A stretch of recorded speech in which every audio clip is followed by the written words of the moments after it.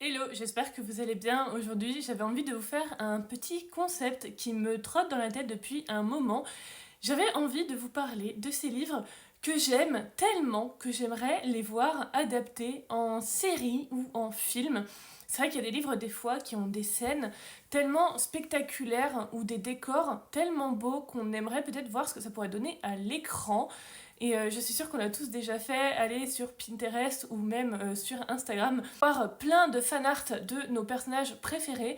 Je me suis renseignée un petit peu, j'ai regardé quel acteur, quelle actrice serait sympa pour certains personnages. J'avais envie de faire ce petit truc là, il y a plein de livres que j'aimerais voir adaptés à l'écran. Alors on sait, il y a des adaptations qui sont terribles et qui souillent nos livres préférés. Mais écoutez, à partir du principe que l'adaptation est absolument parfaite et qu'elle sied exactement à ce qu'on a dans la tête, et je vous présente ma petite sélection. N'hésitez pas à me dire, vous, quel livre vous auriez aimé voir adapté ou pas, votre livre préféré, ou si au contraire c'est trop risqué, et du coup un livre que vous avez juste bien aimé.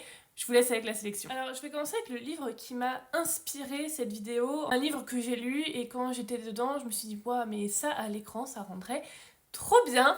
Et du coup ce livre c'est Nevernight de J. Christophe. Alors moi j'ai la version brochée publiée par De Sexus. L'histoire de Nevernight, en fait c'est une dark fantasy dans laquelle notre personnage principal, qui est ici Mia, voit ses parents être exécutés parce que ce sont des rebelles et qu'ils ont échoué à leur rébellion contre le pouvoir en place, et donc ils sont exécutés sur la place publique comme des traîtres.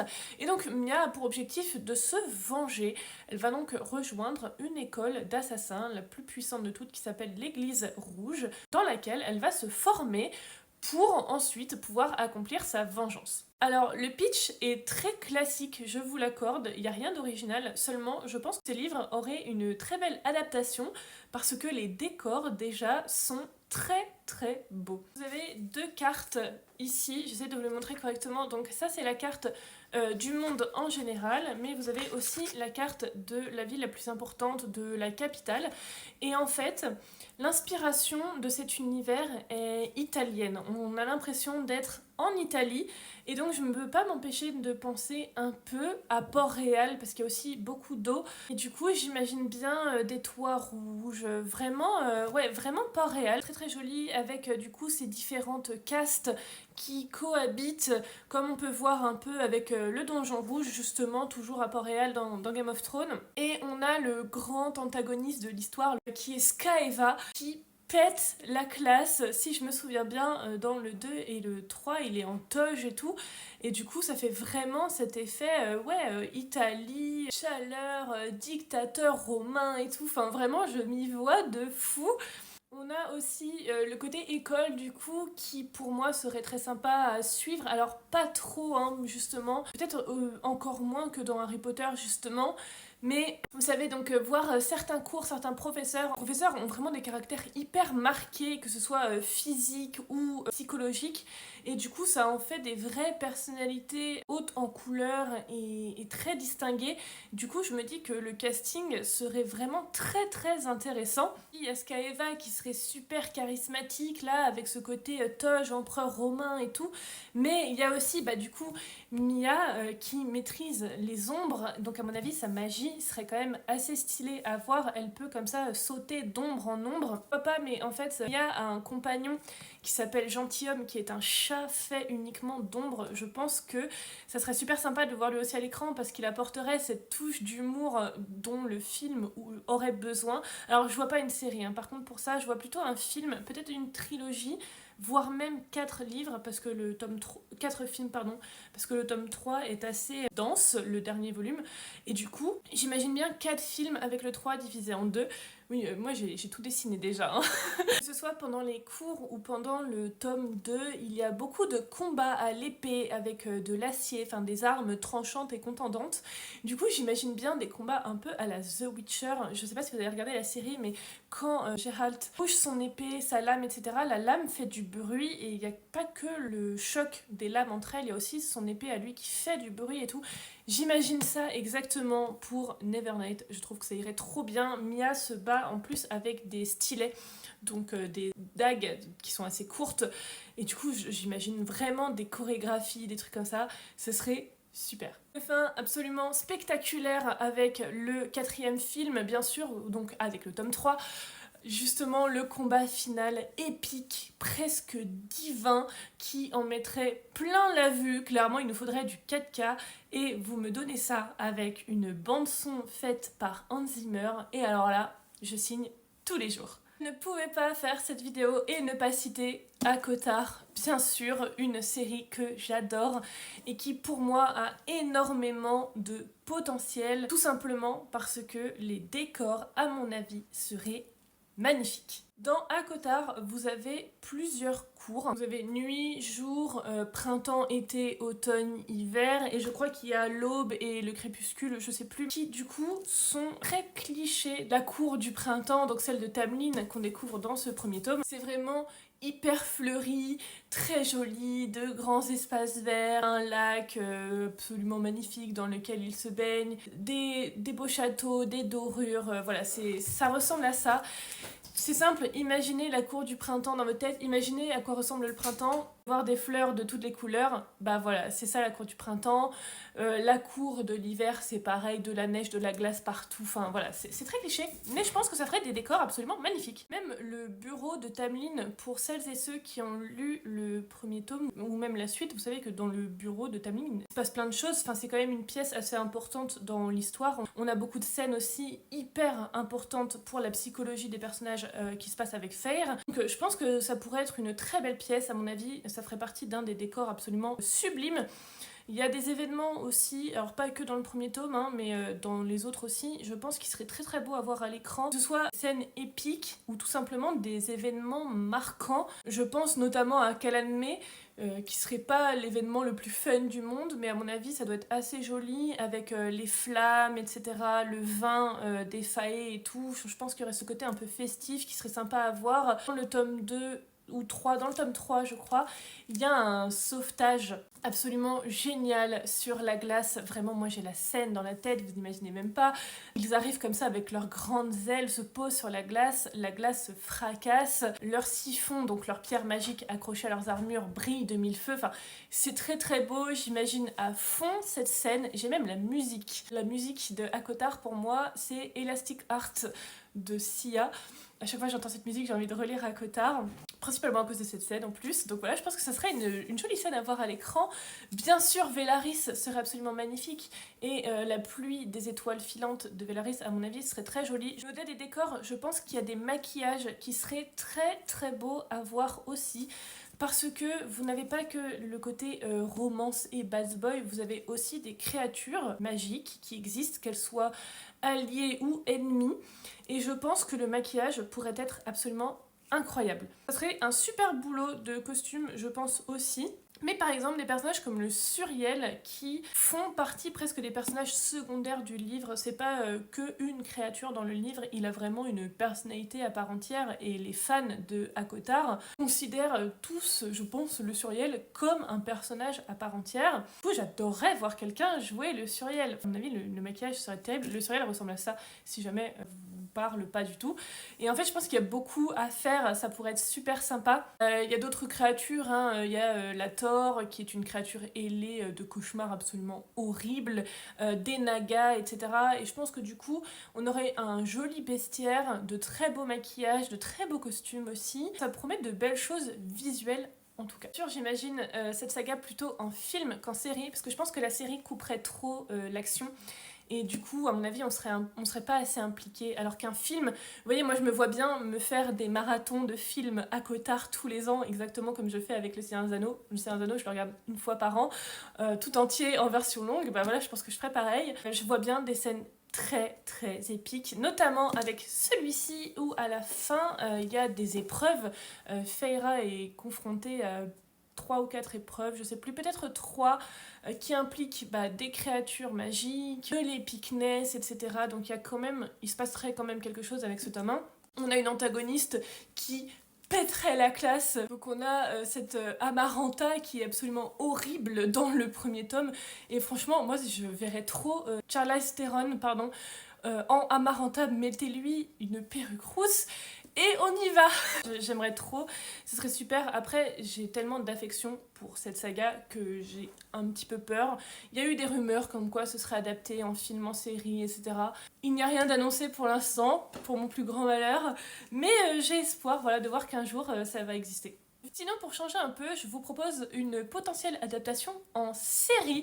Je vous propose une série sur La princesse sans visage de Ariel Holz. Alors, c'est plutôt Les Royaumes Immobiles, c'est une duologie jeunesse, young adulte. Et là, j'imagine une adaptation en série un peu à la Percy Jackson. Pour ceux qui ne connaissent pas Les Royaumes Immobiles, en fait, c'est une duologie dans laquelle Ivy, notre personnage principal, est l'héritière du trône de l'automne. En fait, les royaumes immobiles sont gouvernés par les trônes des 4 saisons, par les souveraines des 4 saisons. Donc, vous avez été, printemps, automne, hiver.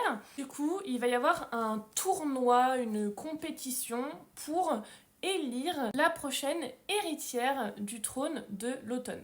À mon avis, on pourrait avoir de la belle magie des éléments, je pense. Ça pourrait être super sympa, la magie de l'automne, où on verrait des feuilles, ce genre de choses. Il y a aussi l'hiver qui serait super beau avec des belles tempêtes de neige, etc. Parce qu'il y a quand même des combats et du coup, j'imagine bien vraiment des...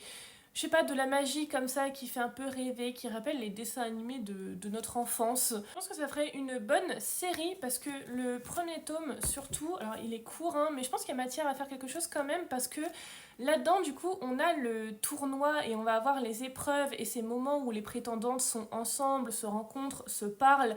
Du coup, j'imagine vraiment de très beaux costumes, de belles robes, bien sûr, des maquillages sublimes, des coiffures, des actrices très différentes parce qu'en fait, elles viennent des 4 coins du monde.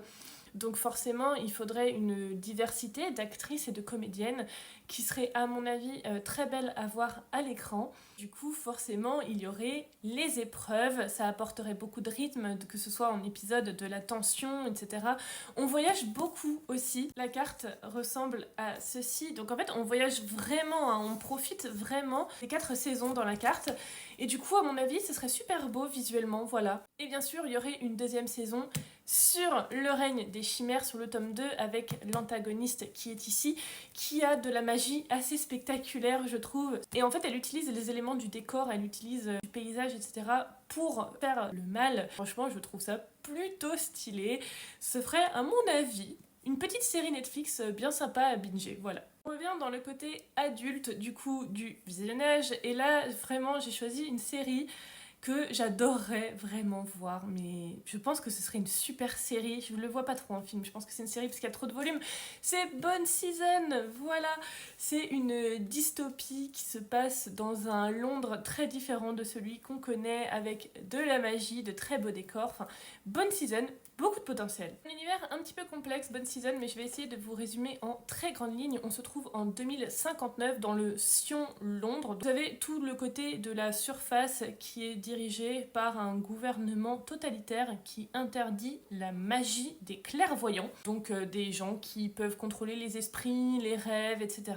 Et vous avez toute la partie souterraine, donc dans laquelle travaille notre personnage principal, Paige, qui travaille donc pour une organisation criminelle et en fait les cadrans qui régissent Londres et les souterrains sont divisés et des gangs un peu de la pègre, de criminels règnent sur les territoires. Le seul bémol, c'est ceci, je trouve que la carte, pas très lisible, pas très attrayante, mais les décors tels qu'ils sont décrits, eux, donnent très envie et c'est une des seules fois où malgré le fait qu'on se déplace, qu'il y ait des mouvements, des informations de localisation, j'ai préféré ne pas avoir la carte et je me suis tout imaginé dans ma tête. J'ai eu du mal, moi, à dessiner les décors et à imaginer où sont mes personnages. J'ai souvent besoin de revenir au début et de regarder la carte.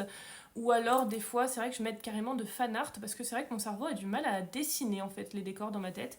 Et là, c'était hyper clair, hyper visuel. J'imagine de belles routes pavées avec ce côté un peu temps pluvieux, grisonnant, très très peu de couleurs, on est quand même dans une dystopie, donc à mon avis il faudrait jouer avec l'éclairage pour que ça soit assez sombre. Il y a un café aussi, une espèce de bar café dans lequel traînent Paige et certains de ses collègues après le boulot, et du coup j'imagine bien le café un peu comme dans le tome 7 de Harry Potter, un peu sombre, bizarre, on sait qu'il se passe des trucs, on sait pas trop quoi. Et voilà, je pense qu'il y aurait un joli jeu de couleurs à faire. Bien sûr, comme la magie, c'est la magie des clairvoyants, la magie des rêves et de l'esprit, je pense que ça pourrait apporter la touche de couleur nécessaire. À chaque fois qu'on utilise la magie, il y aurait cet éclat un peu blanc, brillant, voilà, un peu de couleur, quoi, pour voir à quoi ça peut ressembler. Je trouve que ça changerait un petit peu de ce qu'on voit. C'est clair que d'avoir de la fantaisie adaptée, d'avoir des châteaux, des princesses, des épées et tout, c'est cool. Mais là, vraiment, ce décor très moderne, pas trop futuriste et en même temps très urbain, sous la pluie, avec peu de lumière, ça me tente beaucoup. Je pense que les costumes pourraient être très sympas aussi. Paige est souvent dessinée ou imaginée avec un côté un peu londonienne, classique, donc un trench, son béret et tout. D'ailleurs, Paige, ce serait Margot Robbie, très clairement. Moi, je la vois super bien là-dedans. Ou très différent peut-être, mais pourquoi pas Kristen Stewart. À voir. Je sais aussi que dans les autres volumes, on voyage beaucoup plus. Je crois qu'on voyage en Europe, je sais pas du tout, j'ai pas envie de spoil quoi que ce soit, hein. Il me semble juste qu'on voyage. Et du coup, je me dis que ça promet de très beaux décors. Pourquoi pas une série en plusieurs saisons? Je pense qu'il y a matière à faire. Arrête un peu avec la fantasy et j'aimerais vous proposer quelque chose de très différent. Il y a une série de Cozy Mystery que je lis et que j'adorerais voir adaptée en série. C'est les enquêtes des sœurs Brontë. Alors là, c'est peut-être le moment où je vais sortir des références de comparaison qui ne vont parler à personne, on va voir, mais globalement, j'adorerais voir ça adapté un peu comme les séries de l'époque, hein, vraiment les séries policières à l'ancienne, comme les Brigades du Tigre ou alors les Drôles de Dames. Je compare souvent ce livre-là aux Drôles de Dames, parce qu'en fait, on va avoir tout simplement les trois sœurs Brontë, donc Charlotte, Emily et Anne, mises en scène dans des enquêtes policières. Donc il y a un petit peu de questionnement des mœurs de l'époque, tout simplement parce que des femmes à cette époque-là, donc on est en 1845 en Angleterre, dans le Yorkshire, ne doivent pas faire d'enquête policière, elles doivent rester à leur place, se marier, être dans la bonne société, enfin voilà, faire des choses comme ça, des trucs de femmes quoi. Vous voyez le délire. Et du coup, pas du tout, elles sont plutôt dans le délire, nous, on va relever nos jupons et aller marcher dans la boue pour découvrir qui a kidnappé la mariée. Donc dans l'ambiance, franchement, j'imagine un mélange de Brigade du Tigre, de Marlowe aussi, je crois que ça passe encore en ce moment, Marlowe, et de Drôles de Dames, bien sûr avec des images beaucoup plus modernes, sinon c'est pas drôle. Et aussi, pourquoi pas, inspirer un peu, vous savez, de Orgueil et Préjugés pour ce qui est de tous les costumes et de l'ambiance, des décors, etc. Franchement, je pense que ça pourrait faire un mix vraiment très très sympa. Ce qui est bien, c'est qu'avec ce genre de série policière, que ce soit donc dans les livres, hein, les livres il y en a que 4, donc ça ferait une série très très courte. Mais comme j'allais dire, c'est bien avec ce genre de série policière, c'est qu'on peut faire plein d'épisodes. Franchement, on peut démultiplier le pattern à l'infini. Il suffit de trouver un coupable et une victime, et ça part, on peut faire plein d'épisodes qui traînent en longueur. Alors, on nous ferait pas les feux de l'amour, bien sûr, mais voilà, je pense qu'il y a moyen de faire pas mal de choses quand même. Surtout, j'adorerais voir les sœurs Brontë mises à l'écran, mises en scène. Je pense qu'il y aurait beaucoup de choses à faire. En plus, ce qui serait bien, c'est que ce serait vraiment une série où des comédiennes seraient mises en avant. Je trouve ça cool. Parce que, à part Drôle de Dame, il y a quand même beaucoup plus d'enquêtes, des séries comme ça d'enquêtes qui sont avec des hommes, l'assurance tout risque, les Brigades du Tigre, Derrick, etc. Voilà, c'est souvent des hommes en fait. Et là, je trouve ça cool. J'aimerais bien voir en fait ces petits bouts de femmes enquêter comme ça, dans des trucs un peu sordides en plus, hein. C'est pas parce que c'est du cozy crime que c'est tout doux, tout mignon. Là, dans ce livre-là, elle trouve une chambre couverte de sang, ça a l'air d'être le meurtre sanglant de l'histoire. Enfin voilà, il se passe quand même des vrais trucs. Donc je pense que ça pourrait être trop chouette. Moi, ma sœur préférée en plus, c'est Emily Brontë, je l'adore. Elle a un caractère extrêmement fort, elle a un vrai caractère de cochon et elle a une passion, je comprends pas pourquoi, mais elle a une passion, c'est de mettre les gens mal à l'aise. Elle n'a absolument aucun filtre. Du coup, ça donne des situations très très drôles et je pense que ça pourrait ajouter ce côté un peu pétillant, un peu fun à la série. J'ai l'impression qu'il n'y a pas tant de séries que ça, d'enquêtes policières comme ça, un peu choupi, modernes. J'ai l'impression que c'était très à la mode à l'époque. Moi, quand j'étais petite, je me souviens, ma grand-mère regardait ce genre de séries. Et du coup, je me posais devant avec elle et voilà, du coup, j'ai la même culture cinématographique que ma grand-mère. Mais du coup, j'ai l'impression qu'il n'y en a pas beaucoup et je pense que ça pourrait amener un vent de fraîcheur. On a beaucoup de cozy crime super sympas qui existent. Moi, je vous sors celui-là, mais il y en a d'autres. Et du coup, je pense que ça pourrait être super sympa à voir. En plus, ça se passe dans la campagne anglaise. Il y a un tome qui se passe à Londres même. Du coup, je pense que ce serait super cosy, super mignon. Je nous vois bien binger ça tous ensemble pendant l'automne. Voilà. Le dernier livre que j'ai envie de vous proposer, pareil, ce n'est pas de la fantasy, c'est If We Were Villains. Alors, c'est un de mes bangers de cette année. Ça a été ma lecture préférée, je crois, du mois de février. Je pense qu'on tient notre film drama de l'année. On est dans une école de théâtre spécialisée dans les pièces de Shakespeare avec un groupe de 7 acteurs et actrices qui vivent un peu en huis clos dans cette école et donc on a cette espèce de found family, mais c'est pas un found family cute mignon qui nous fait chaud au cœur, c'est un found family très très pesant, presque poisseux, malaisant. Tout le monde est fou, tout le monde est zinzin dans ce livre, tout le monde a un grain. On apprend en fait au début du livre, c'est dans un prologue je crois, ou le premier chapitre, que le personnage principal, Oliver, sort de 10 ans de prison. Donc il retrouve le commissaire qui l'a envoyé en prison et qui enquêtait sur son affaire pour lui expliquer ce qu'il s'est vraiment passé. Et en fait, on apprend qu'il y a eu un drame dans l'école et que les 7 là vont se retrouver impliqués dedans. Donc on a la finalité de l'histoire, c'est-à-dire qu'on sait qu'Oliver va finir en prison, mais tout le livre, c'est comment on en est arrivé là. Et les premiers chapitres, à l'époque donc où le drame n'est pas encore arrivé, on sent que ce groupe est hyper malsain, qu'il y a des malaises, des non-dits, de la rivalité, des problèmes, enfin voilà, ce groupe est malsain. Et on sent qu'on va vers la catastrophe. Et c'est pour ça que j'avais adoré ce livre, c'est comment on va vers la catastrophe, et surtout c'est comment on est pris en tension pendant les 400 pages là, et on se dit mais ça va tellement mal finir. On le sait que ça va mal finir et on fonce quand même dans le mur. Déjà, le livre était une masterclass, le film ne peut être qu'incroyable. So much drama déjà, tout simplement parce que ce sont des comédiens de théâtre. Et la particularité de ce livre, c'est que parfois les dialogues écrits par l'autrice se mélangent aux dialogues que les personnages se font quand ils incarnent leur personnage de Shakespeare. Est-ce que vous voyez ou pas ce que je veux dire ? À un moment donné, Oliver va parler avec Meredith, ils vont s'embrouiller, imaginons, hein, ils vont s'embrouiller, et d'un coup, ils vont se mettre à se parler en réplique shakespearienne. Donc vous n'avez pas besoin de connaître Shakespeare pour voir que l'intonation change et que du coup, leurs personnalités sont complètement mélangées avec leurs personnages. On ne fait plus la distinction entre les acteurs, les personnages, la barrière entre le réel et l'imaginaire est complètement floutée. Enfin, du coup, c'est une masterclass d'écriture. Et je pense que ça, à l'écran, ça ferait tellement de drama. Vous imaginez, on a une soirée, ils sont tous en train de boire des verres, etc. Et d'un coup, Oliver pète un câble et commence à faire de grandes tirades comme ça et tout. So much drama.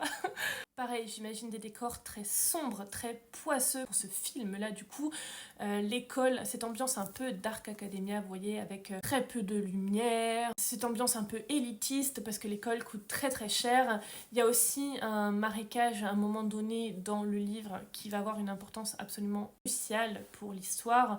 Et donc voilà, ça rajoute à cette ambiance pesante et malaisante. De la musique drama bien sûr, mais classique, attention, parce que l'élitisme de l'école veut que ce soit du classique. Pourquoi pas Ludovico Einaudi ou Philip Glass, que vous savez, enfin j'adore Philip Glass, vous le savez, donc pourquoi pas un de ces deux-là.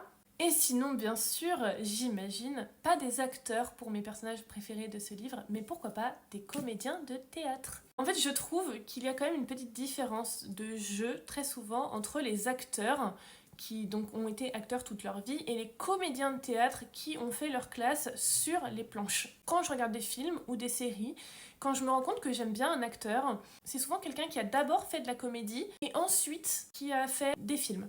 Comédie dans le sens théâtre, hein, pas dans le sens film humoristique. Par exemple, pour ce livre-là, si je devais choisir un français fort peu original, vous allez me dire, mais pourquoi pas Pierre Ninet, en fait, qui du coup a fait les deux, qui a d'abord fait ses classes au théâtre et ensuite qui est devenu acteur. Il a ce côté un peu élitiste qui pourrait très bien lui aller, notamment parce qu'il a joué par exemple Yves Saint Laurent. Je l'ai trouvé très très bon dans ce rôle-là. Alors je suis pas en train de dire que Pierre Ninet est un snobinard, hein. Je dis juste que le côté un peu guindé comme ça lui irait très très bien. Je pense il se fondrait à merveille dans ce décor. Pourquoi pas le voir jouer du Shakespeare, hein, ça serait super. J'imagine bien aussi des acteurs un peu plus âgés comme Charles Dance. Donc Charles Dance, c'est celui qui a joué Tywin Lannister. C'est un de mes personnages préférés dans Game of Thrones et c'est avant tout un comédien, voilà. Je trouve qu'il a une voix très grave, ce côté un peu dur, un peu sec qu'ont les professeurs dans ce livre-là. Sinon, j'imagine bien aussi Louis Garrel, qui est un petit peu, vous savez, qui a ce côté un peu classe et un peu sombre, mystérieux, qui collerait à merveille au style du livre. Franchement, on a de quoi faire, hein. Vous imaginez si tout ça, ça sort, ça existe? Moi, je trouve qu'on aurait vraiment de quoi se mettre des bons petits trucs sous la dent, avec un snack absolument parfait, donc bien sûr, un café bien chaud, un plaid et probablement du chocolat ou des sushis. Voilà, les sushis, ça marcherait très bien aussi. Mais globalement, c'est ces quelques livres que j'aimerais voir adaptés. J'ai essayé de vous donner des décors, des images, des acteurs pour que vous puissiez vous fondre dans ce qu'il y a dans ma tête. C'est peut-être pas la meilleure idée du monde, mais franchement, j'adorais voir ces livres-là exister. J'adorais voir ces personnages exister. Ce sont des livres qui m'ont fait vraiment voyager en fait. Même si ça n'a pas été des coups de cœur pour tous, il y a eu un moment donné, ce moment où je me suis dit « Waouh, mais là on y est quoi, j'aimerais y être ». Écoutez, j'espère que la vidéo vous a plu, j'espère que le concept vous a plu et que j'ai pu essayer de vous immerger dans mon imaginaire. En tout cas, moi j'ai adoré imaginer des séries, des films, j'ai adoré essayer de trouver des acteurs qui iraient bien avec mes personnages. Alors, je trouve que je suis un peu nulle en casting, franchement. Je suis pas sûre que Kristen Stewart ferait une très bonne Paige, mais bon, c'est pas grave. L'exercice était super fun. N'hésitez pas à me dire s'il y a des livres que vous aimeriez voir aussi adaptés. Franchement, je serais trop curieuse de me plonger dans votre imaginaire à vous. Et en tout cas, c'est tout pour moi. Voilà, je vous remercie très très fort de m'avoir écouté, d'avoir écouté mes bêtises, et je vous dis à très bientôt pour la prochaine vidéo. Des bisous! Look at your car and you'll need to kiss me. What's up for hours and light on the bed.